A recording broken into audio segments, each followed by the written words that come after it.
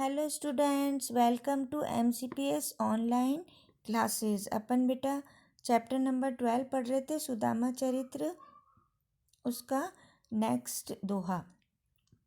वे सोई रात समाज बने गज बाजी, घने मन मन संभ्रम छयो, केंदो परियो कहो मारक बोली के की फेरी के मैं अब द्वारका आयो। भोन बिनोकिबे को मन लोचन, सोचत की सब गाँव मजियो। पूछत पांडे फिर सब सो, पर झोंपड़ी को कहो खोज न पायो। अब देखो बेटा, अपने मित्र कृष्ण से भेंट करके सुदामा खाली हाथ अपने गांव भर लौट आते हैं। कृष्ण ने प्रत्यक्षतः सुदामा को कुछ नहीं दिया, पर वास्तव में उन्होंने सुदामा को अपार संपदा दे दी थी, जिसे देखकर सुदामा चकरा गए। अब वो ऐसे तो उन्होंने क्या है, खाली हाथ दे दिया, क्योंकि वो अपने मित्र पे एहसान नहीं जताना चाहते थे, तो उन्होंने खाली हाथ भेज दिया, मगर उनको बहुत सारी संपदा दे दी उन्होंने। इसकी व्याख्या सुनिए बेटा। सुदामा ने अपने गांव में जाकर देखा कि वहाँ द्वारका जैसा ही ठाट बाट है। अब जैसे द्वारका में उन्होंने देखा था ना कृष्ण जी के ठाट बाट, वैसे ही वहाँ पर भी है। वैसा ही रात समान है, वहाँ उसी प्रकार के हाथी घोड़े थे जैसे द्वारका में थे।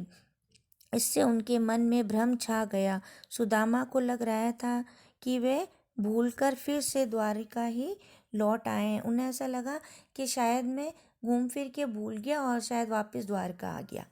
वे शायद रास्ता भूल गए हैं। वहाँ भी द्वारका जैसे भव्य महल बने हुए थे। सुदामा के मन में उन भवनों को देखने का लालच आ रहा था। अब उन्हें वो अच्छे लग रहे थे, विश्वास नहीं हो रहा था कि इतने खूबसूरत महल है। तो वो सोच रहे हैं कि मुझे ऐसा भ्रम हो गया है कि मैं वहीं हूँ। यही सोचकर वह गांव के बीच में चला गया। वहाँ जाकर सुदामा पांडे ने सभी से पूछा, पर वे अपनी झोंपड़ी को खोज नहीं पाए। अब उन्होंने बहुत ढूंढी, मगर वो अपनी झोंपड़ी नहीं खोज पाए। अब वो सोचे, मैं गया तो झोंपड़ी यहीं थी, मेरी बीवी थी, मगर वो झोंपड़ी कहाँ गायब हो गई। उन्हें मिल ही नहीं रही थी अपनी झोंपड़ी। के वह टूटी सी छानी हती, कह कंचल के अब धाम सुहावत, के पग में पन्ही न हती, कह ले गजरा जहू डाड़ी महावत। भूमि कठोर पे रात कटे, कह कोमल सेज पे नींद न आवत, के जुड़तो नहीं कोदो सवा, प्रभु के प्रताप पे ते दाग न भावत।